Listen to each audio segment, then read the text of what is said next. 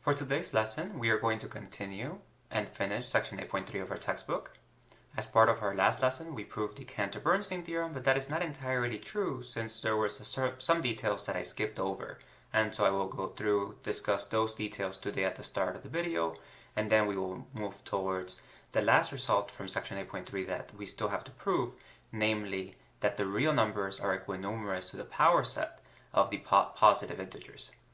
From there, we are going to move towards the axiom of choice, which is not covered in our textbook, but I will do some examples after covering the statement, and I will also be sending an email with a link to a YouTube video so that you can see the Vanitarsky paradox, which I'll briefly mention at the end of today's video, but it is a rather mind-boggling consequence of the axiom of choice, and I cannot give it justice in this video, so I will be sending you a link to a YouTube video that does a wonderful job of visualizing the Vanitarsky paradox as well as the ingredients that go into the proof and how the axiom of choice implies it. So let's go ahead and get started. So last time when we were proving the Cantor-Bernstein theorem, I made the following claim that we had these functions, f going from a to b prime, where b prime was defined as the image of a under f hat, where f hat was the injective function that we had from the statement that b dominates a. And similarly, a prime was defined via the function g hat, where g hat was attained from a dominating b, and therefore we have an injective function g hat. And so we define a prime to be the image of b under g hat. So with these two functions, we covered the notion of what it meant to be an ancestor, and we constructed these three sets, A0, A1, A2, all subsets of A, in terms of ancestors. And similarly, we have three sets for B, B0, B1, B2, regarding the ancestors of elements in B. And then I claimed that f of A0, so that is, those elements in A with an even number of ancestors, when we take the image of A0 under F, then that is equal to B1, which is the set of elements in B that have an odd number of ancestors with respect to G and F. And then similarly, F of A2 is equal to B2, and finally G inverse of A1 is equal to B1. And so I did not prove this last time, and so we're going to go ahead and prove that today. Well, I'm only going to prove one of these, and the proof of the rest will follow a similar argument. Although I will mention that we need to be careful with f of a2 with g inverse of a1 equals b1. And so for this proof, there needs to be some special care to be taken, and I'll mention a few comments on that. And once we prove those statements, now the proof that we did last time then shows that the Cantor-Bernstein theorem is in fact true. So to get started, we're going to prove that f of a0 is equal to b1. So let's go ahead and let b be an f of a0. Then, by definition of f of a0, there is an x in a0 such that f of x is equal to lowercase b. Now, we know also, so we know that a0 is a subset, f of a0 is a subset of b prime, because the function f goes from a to b prime. And so we have f of a0 is a subset of b prime, and thus b is in b prime. But if b is in b prime, we know that it has at least one ancestor. Therefore, b has at least one ancestor, and we have that f inverse of b is an ancestor of b. But we know that f inverse of b is equal to f inverse, and then by definition b is f of x equals b, so we have f of x. But f is a bijective function, and then we have an inverse, its inverse, and so this is just going to output back x. And we know that x is in A0. Thus, x in A has an even number of ancestors. And here's where we have to just be a bit careful. I'm using the word ancestors now in the context of A with respect to F and G, and therefore the total number of ancestors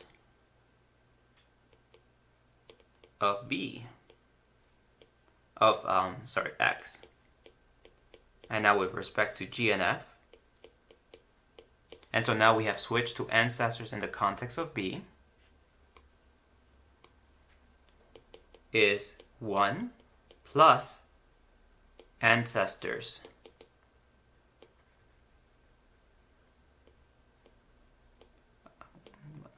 one plus the number of ancestors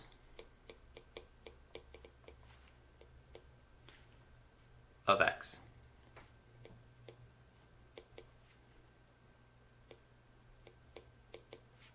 But the total number of ancestors of X, since it's in A0, it's even, so we have 1 plus an even number, odd. And so hence, B is in B1. Which shows that f of A0 is a subset of B1. And so we're done. We got that case, and so now we have to do the reverse direction. So conversely, we have B is in B1, and since B is in B1, that means that it has an odd number of ancestors with respect to G and F, and so in particular it has at least one ancestor. So then B has at least one ancestor, and consequently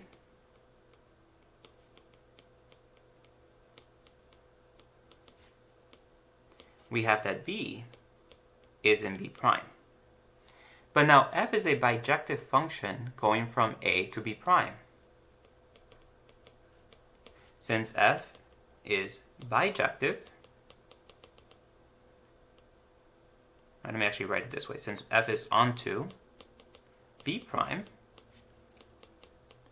there is an x in A such that f of x is equal to B. But now we have that the first ancestor of B, so note that the first ancestor of B is f inverse of B, and now we're back to the previous argument, f inverse of f of x, which is going to be back x. And so that's the first ancestor. But since B has an odd number of ancestors, and the way we define ancestors is now by taking in, so the next ancestor will be G inverse of f inverse of B, which is G inverse of x. And so we can go ahead and we know that it's the original ancestors of B is odd, so x must have an even number of ancestors. And so since B has an odd number of ancestors with respect to G and F, we conclude that X must have an even number of ancestors with respect to F and G, which shows that x is in A0, but f of x is now in f of A0. And so hence b, which is equal to f of x, is in the image of f of A0, and therefore we get that b1 is a subset of f of A0, which shows that f of A0 is equal to b1. And that finishes it for this statement. So I am not going to prove that f of A2 is equal to b2, but I'll mention that the proof that we just did will hold in that same situation. The only difference is that instead of saying that we have an odd number of ancestors with respect to g and f, and then having that then that results in an even number, we will have that there is at least one ancestor, but then because we are in a set that has an infinite number of ancestors, there must be infinitely many. And so that will show f of A2 is equal to b2, and so I leave it to you to verify that this equality is in fact true. So now we're going to show that G inverse of A1 is equal to B0. And I want to note that in the last lesson, and just right before now, I had not realized that there was a small typo that ruins the proof. Namely, I had B sub 1, when in fact this should have been B sub 0. So let's go ahead now and show that G inverse of A1 is equal to B0. Since the proof is very similar, to speed things up, I'm just going to do the scratch work, and I leave it to you to formalize the argument. So let's go ahead and choose, so let B be in G inverse of A1. Now G is bijective, and so as a consequence, since G inverse is a function,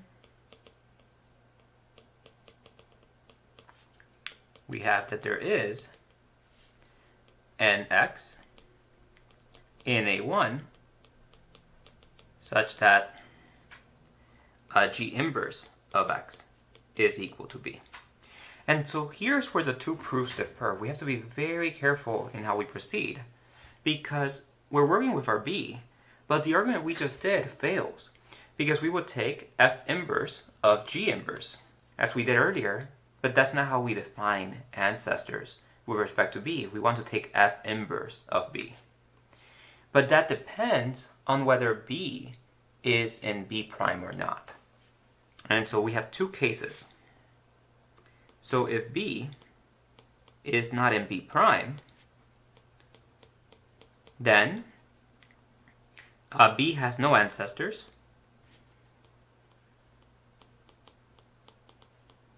and therefore it has an even number of ancestors, so b is in b sub 0. Now we're going to consider the case where b is in b prime.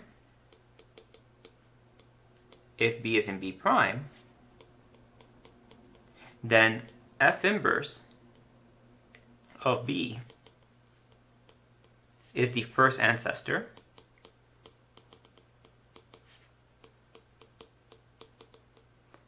of b with respect to g and f. But now, what we are going to do is replace b with g inverse of x. So now observe that f inverse of b is equal to g inverse, f inverse of g inverse of x. And thus, f inverse of b is the second ancestor of x with respect to now f and g, since now x is in A. But now we know that x is in A1. And so by construction, x is in A1, so we know that it has an odd number of ancestors. And as a consequence, we get that b will have an even number, since the ancestors of x are related to those of b by just taking g inverse, f inverse, g inverse, f inverse subsequently, on and on. And so consequently, so since x is in A1, we deduce that b has an even number of ancestors, or simply put, b is in b sub 0. And now we got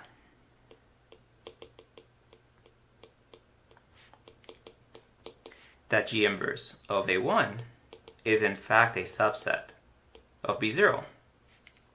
So now we have to do the reverse. So now let us do the converse. So we're going to choose a B and B0. Now we're going to observe that G inverse is a function from A prime to B, and it is an onto function. Therefore, there is an x in A prime such that G inverse of x is equal to b. And what we want to show now is that x is in fact in A1, that x has an odd number of ancestors. So moreover, b is the first ancestor of x. Now, if b is not in b prime, then x has exactly one ancestor. And so here, we're taking into account that if b is not in b prime, then it has no ancestors when thinking about it from the perspective of b, since we have that this corresponds to an even number of ancestors. So no ancestors, zero ancestors. So if b is not in b prime, then the only ancestor of x is just g inverse of x. Because to take f inverse of g inverse of x, we would have required that b were in b prime. And so x has exactly one ancestor. Thus, x is in A1. If b were in b prime, then b has n greater than or equal to ancestors where n is even.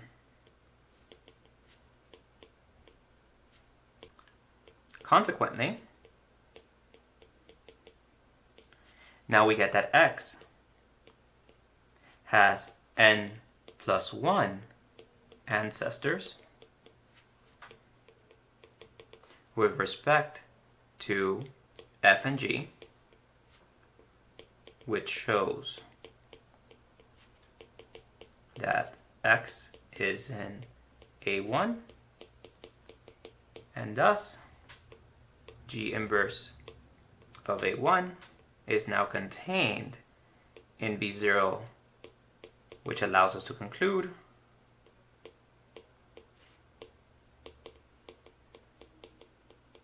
the equality.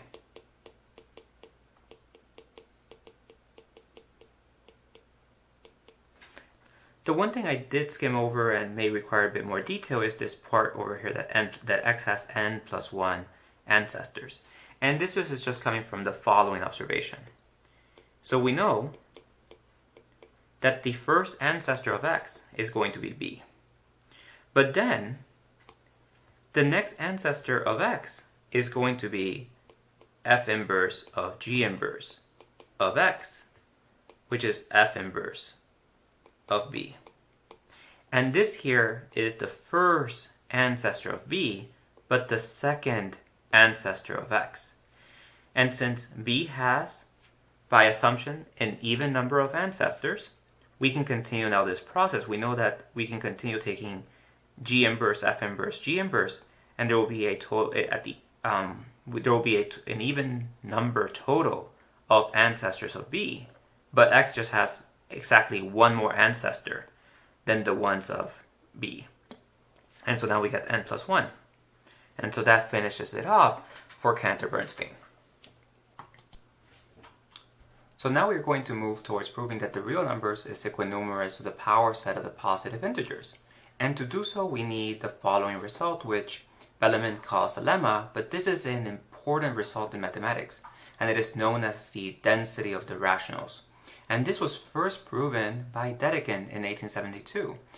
And it's surprising because while mathematicians believed it for centuries, no one had been able to devise a proof until Dedekind in 1872.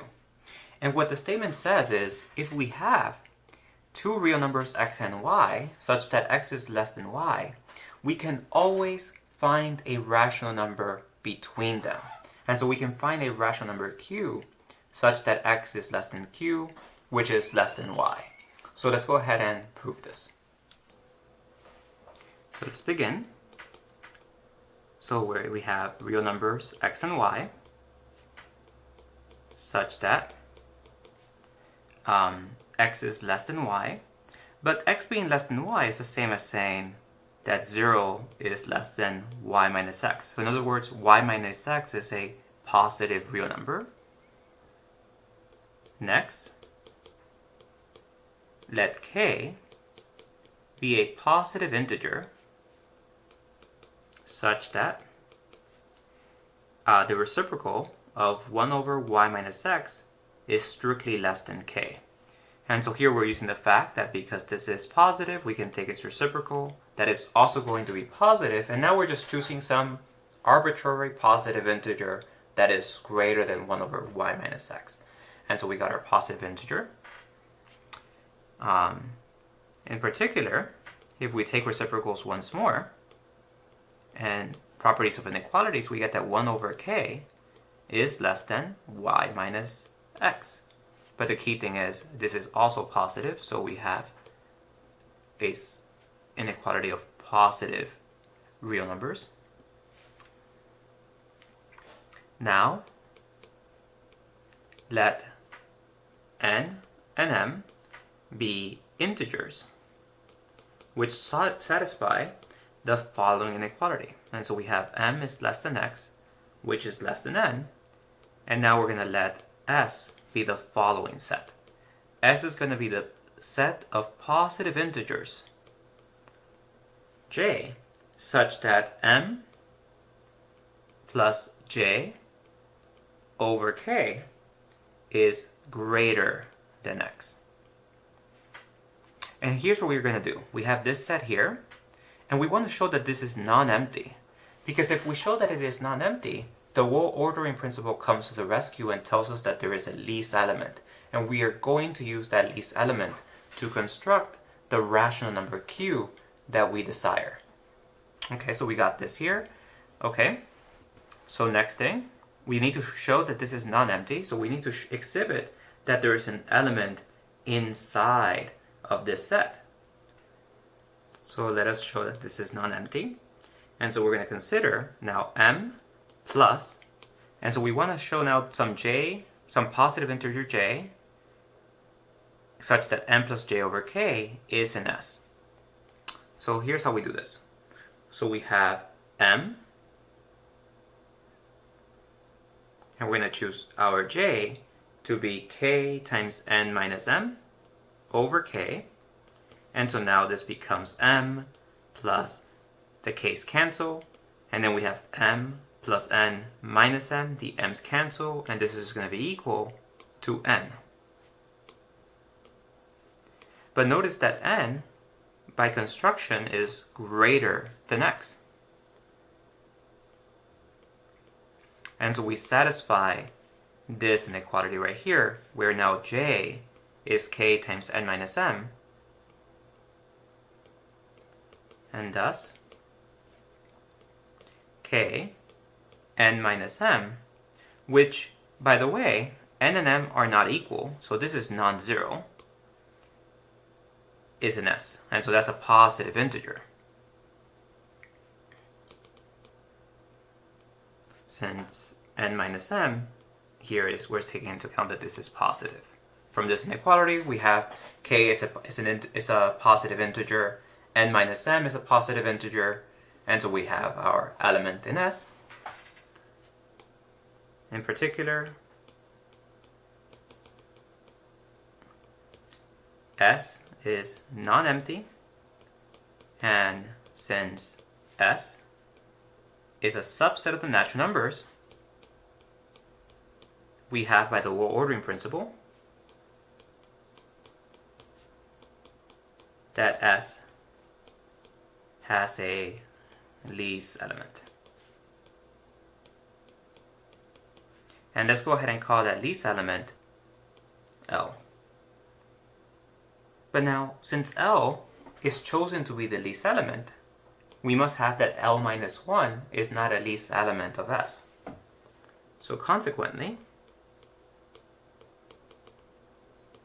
L minus 1 is not an S. But if L minus 1 is not an S, that means that M plus and then L minus 1 over K cannot be greater than X. Thus, we have that M plus L minus 1 over K is less than or equal to X. So now, we're going to observe, and so we're essentially done now. So we have L is an S, and as a consequence, we have that if we look at the number M plus L over K, that is going to be greater than X, since L is an S. Now, M plus L over K is the same as M plus L minus 1 over K plus 1 over K.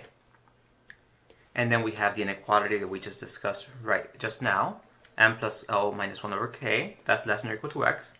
So we get that this is less than or equal to X plus 1 over K. But we've already also investigated an inequality with 1 over K. 1 over K is strictly less than Y minus X. And so we have X plus Y minus X, which is now equal to Y. And we are done, because that tells us that the rational number, M, L, and K, are integers, so the sum, M plus L over K, that's a rational number. And it satisfies the inequality X less than the rational number we have, less than Y. And so thus, I should say therefore, Q equal 1 plus M plus L over K is the desired rational number, which concludes the proof.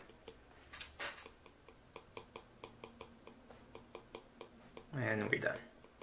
And now with this, we can go towards proving that the real numbers are equinumerous to the power set of the positive integers. So to prove Theorem 833, we're going to use Cantor-Bernstein. And so by Cantor-Bernstein, so Theorem 832, it suffices to find functions f, or let me write this like this, to find injective functions, so injective, another word for one-to-one, injective functions f going from the real numbers to the power set of the positive integers, and a function g going from the power set of the positive integers to the real numbers. And so that's what we are going to do. We're going to construct two injective functions. Along the way, just to make things easier, we're going to look at the power set of the rational numbers, but the power set of the rational numbers is equinumerous to the power set of the positive integers. Okay, so let us define let f hat from the real numbers to the power set of the rational numbers be defined by f of x, and this is going to take a real number to the set of rational numbers q such that q is strictly less than x. And now we're going to show that this here is a one-to-one function, and what we are going to assume is that x does not equal y. So suppose x and y are real numbers such that f of x, such that x does not equal y. And by the contrapositive of the one-to-one statement, so we usually do f of x equals f of y implies x equals y. Contrapositive tells us x does not equal y implies f of x does not equal f of y. So what we are going to show is f of x does not equal f of y, and consequently f must be one-to-one. Well, f hat must be one-to-one. I missed the hat here. Since x is not equal to y, we can do without loss of generality. We may assume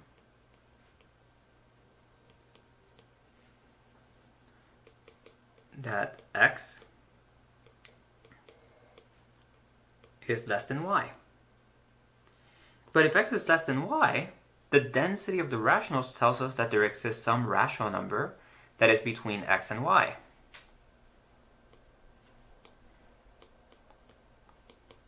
By the density of the rational numbers,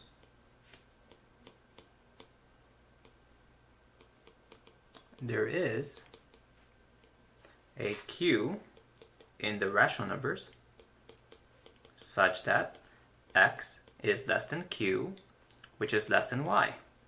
But now the way that we define f hat is those rational numbers q, and actually I'm going to switch the notation from q to w, since we already have q in that definition. So by definition, this is the set of rational numbers less than x. So now what we have is that w, so in particular, w is not going to be in f of x, and w is in f of y. Since w is less than y, that tells us that w is in f hat of y. And so in particular, thus f hat of x does not equal f hat of y, which shows that f hat is one-to-one. And now we use the following. Next, we recall that the rational numbers are equinumerous to the positive integers. And then by exercise from the homework, we have 8.15. Since the rational numbers are equinumerous to the positive integers, we have that the power set of the rationals is equinumerous to the power set of the positive integers. So we have a bijection. So hence, there is a bijective function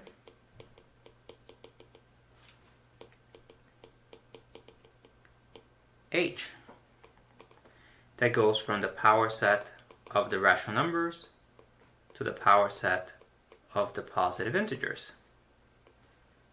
Now let the compass f be the composition where we take h composed f hat.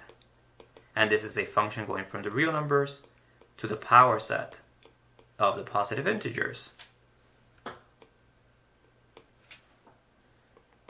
And since f hat and h are one-to-one,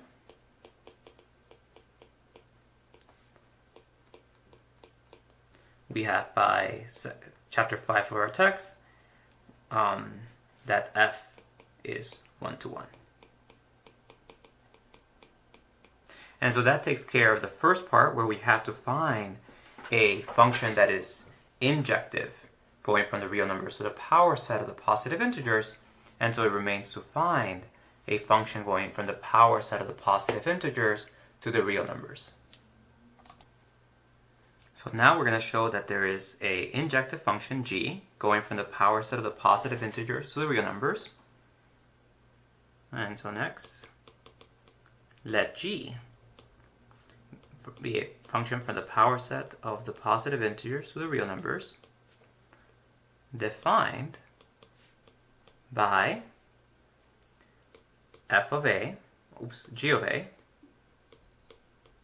and g of a is going to map to the decimal 0.d1, d2, d3, and so these are all the digits, and so we're looking at a real number, and so d4, and this just continues, where the sub n is defined the following way. It's equal to the digit 3 if n is not an A, and it's equal to the digit 7 if n is an A. And so now we have a way of sending a set A to a real number, but specifically a real number between 0 and 1. So we need to show that this is a one-to-one function. So let us suppose that we have two sets, A and B, that are not equal. So now suppose that A and B are elements of the power set of the positive integers such that A does not equal B. But now A and B are both sets of positive integers. So that's telling us that there is some positive integer n that is going to be in A and not in B, or vice versa. So in particular,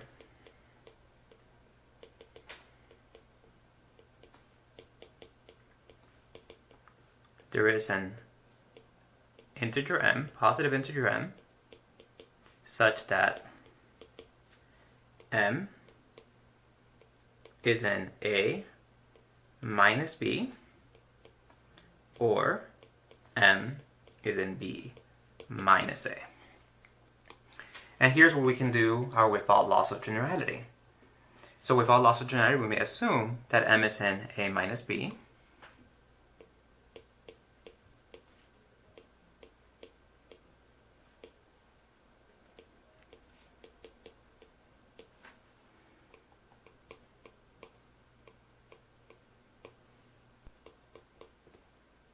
then if we take g of A, this is going to be 0.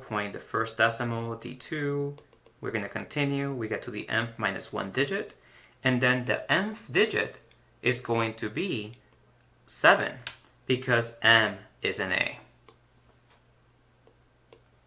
And then we have the nth plus 1 digit, and we continue. But this, of course, is not going to be equal to g of B, because g of B will have in its nth digit a 3, because m is not in B. And so we have that g of A does not equal g of B.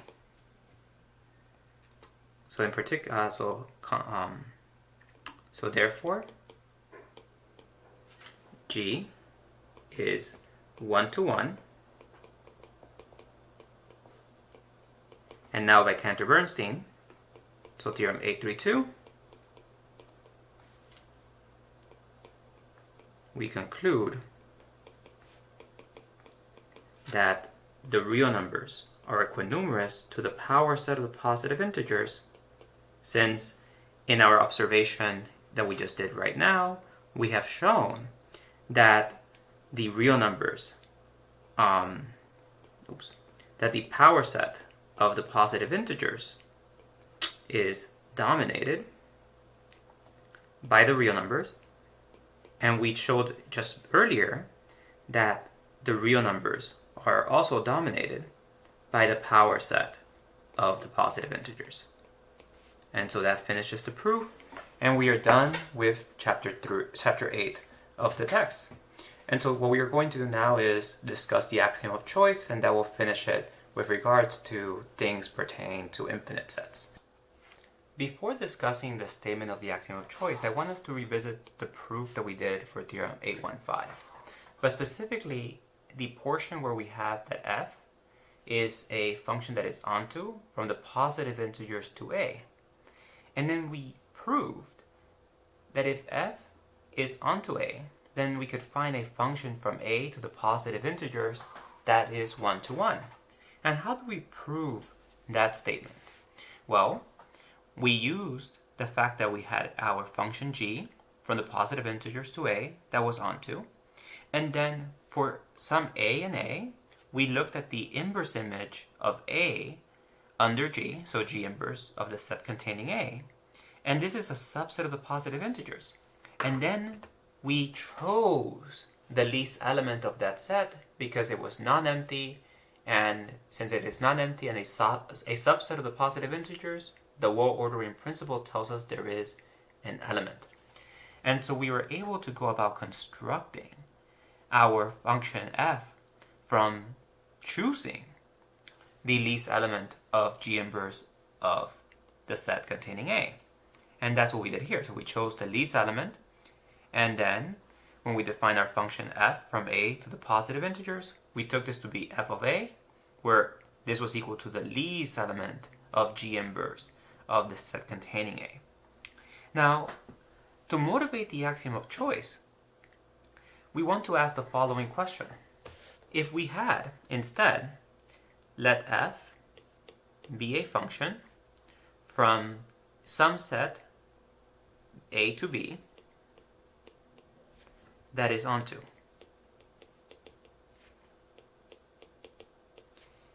then what we want to ask is there a function g that goes from b to a that is 1 to 1?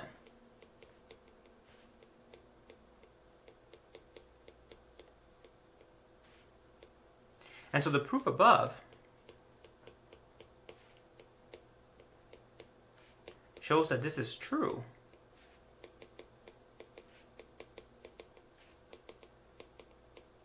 if a is numerable.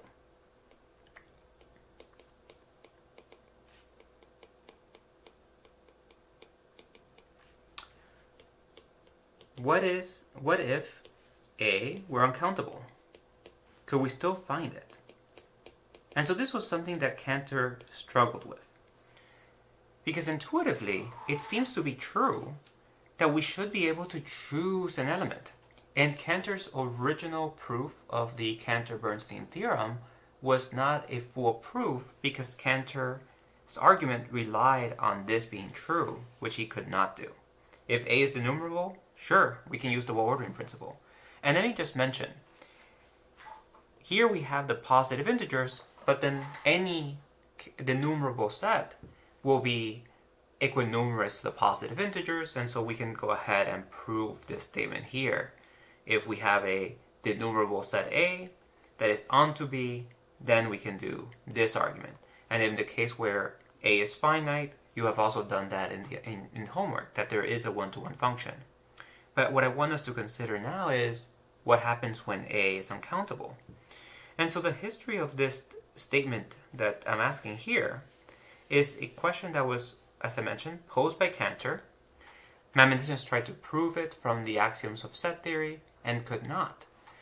Then, when Zermelo and Frankel developed the current axiomatic system for set theory, they realized that this statement, that proving it, is impossible for uncountable sets.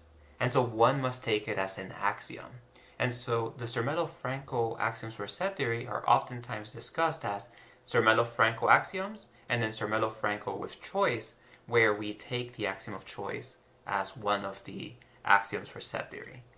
And so this is the statement of the axiom of choice. And what it says is, if we have I is a set, and we have a family of sets A sub j indexed by I, then we always have a function f that goes from I to the union of all the A sub j's where j is in I. And so we get to choose an element in I and map it to an element in A sub j. And to illustrate how the axiom of choice is used, we are now going to prove the statement that we were just looking at in the context where A and B are now arbitrary sets. And so let's go ahead and do that. So here's the proposition we are going to prove. Let A and B be sets, and we're going to suppose that f is a function that goes from A to B, and that this function f is onto. And we want to prove using the axiom of choice that there exists a one-to-one function g from B to A. So how do we prove this? Well, by the axiom of choice, if we want to relate it, we want to find that this function g is the same as this capital F from I to this union. So in other words, in the construction, we're going to have I be equal to B, and we're going to have this union, as j is in B, of the A sub j's, that this union is going to be equal to A. So how do we go about doing this? And so here's the construction. So let for each B in B, let A sub B be equal to the inverse image of B under F. So we note that since F is onto, we have that A sub B is non-empty for each B and B. Moreover, if we take the union as B is in A, as B is in B, of the inverse image of the set containing B, this is equal, and so now I'm going to use an exercise that we did earlier, and so this is going to be equal to the inverse image of the union of B and B of the set containing B. And so this is by exercise.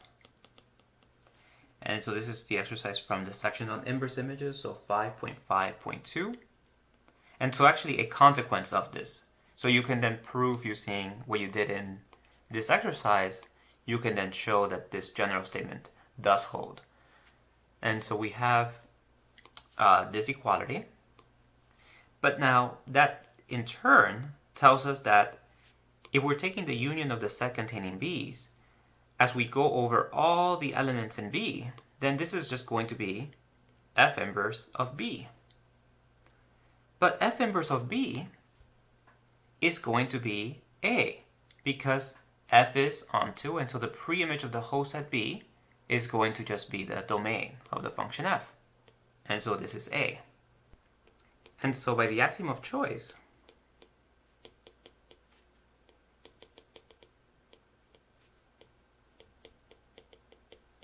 there is a function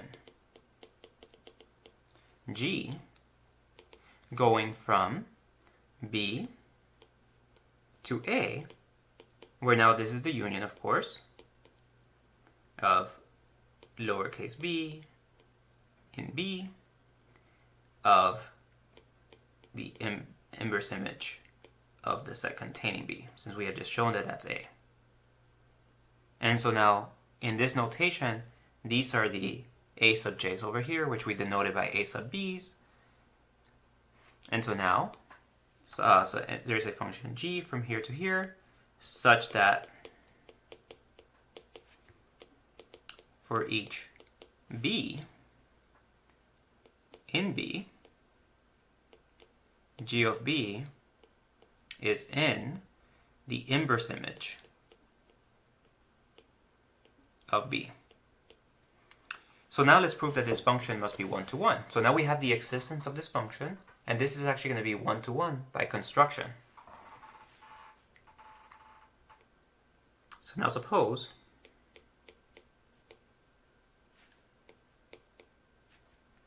that g of x is equal to g of y for some x and y in b. Now by construction of g, we have that g of x is going to be in the inverse image of the set containing x, and similarly g of y is going to be in the inverse image of the set containing y. Thus, g of x is in the intersection because we have equality. G of x equals g of y, so g of x is also in here. So that gives us an intersection. So we have f that this is in the inverse image of the set containing x, intersected with inverse image of the set containing y. But now, if we use the same exercise we quoted earlier from 5.5, so by exercise 5.5, number 2, we have that the inverse image of the set containing x intersected with the inverse image of the set containing y is equal to the inverse image of the set containing x intersected with the set containing y. But now g of x lives in here, so this is non-empty. And so now we know that this, since this is non-empty, and so moreover, this is non-empty,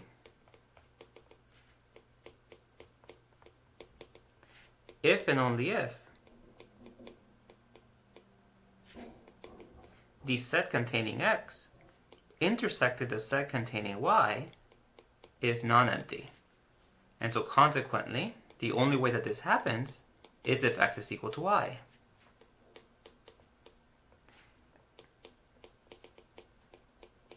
Which shows that g is 1-to-1. And so we're done. And so this is an application of the axiom of choice, where now we have gone and proven that if we have a surjective function from any set A to B, we can find an injective function going from B to A.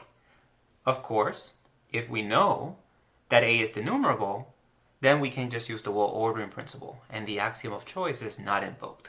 Let us do one more example using the axiom of choice, and then I will talk about what the big fuss about the axiom of choice is, and some of its wacky ramifications. So the next statement we're going to prove is the following. So we're going to let A be any set, and we're going to have P be the set of the A sub j's such that j is an I, and this P is a partition of A. And then we want to prove that there is a set B such that B intersect A sub j, the cardinality of this set is always equal to 1 for every single j in I. And so here's the proof. So by the axiom of choice,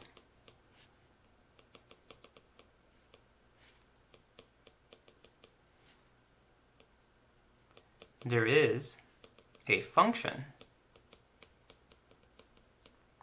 which we're going to denote by capital F, going from I, our indexing set, so here this I here is the same indexing set as the partition, to the union of the j's in I, A sub j.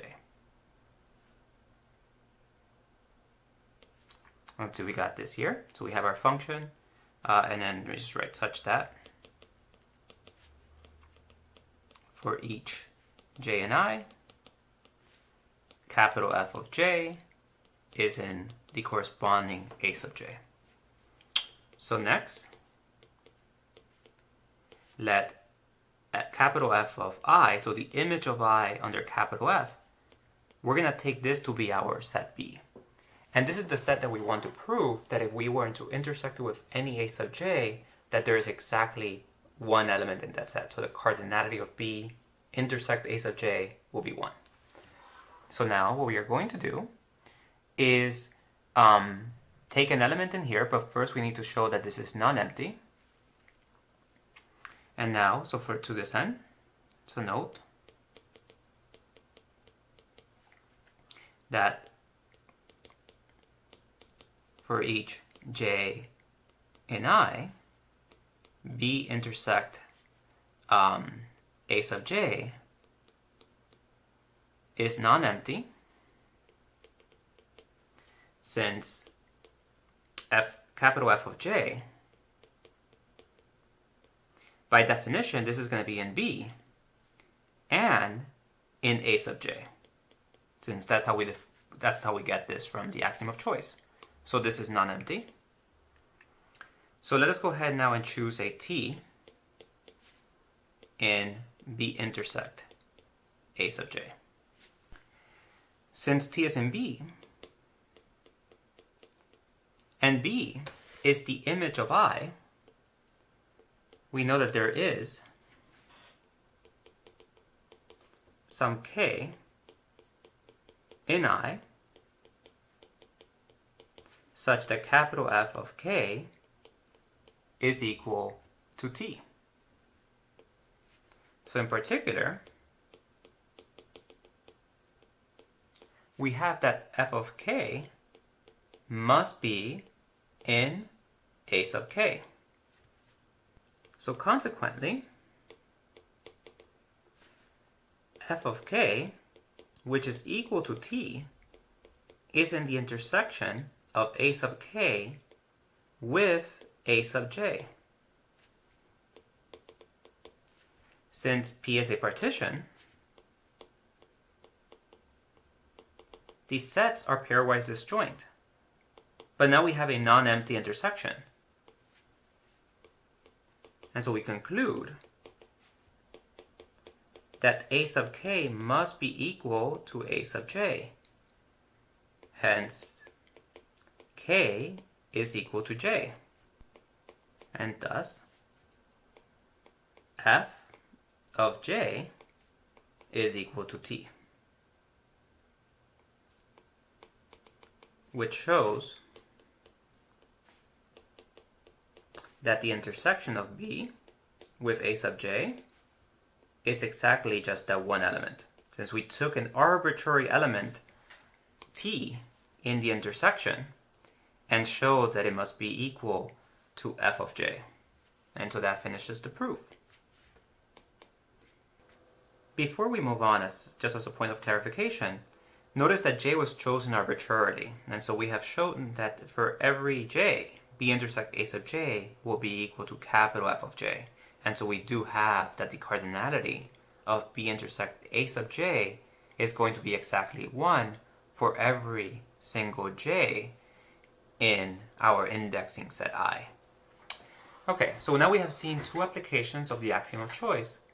Now let's discuss why it is controversial. And exhibit 1 is the Vanitarsky paradox.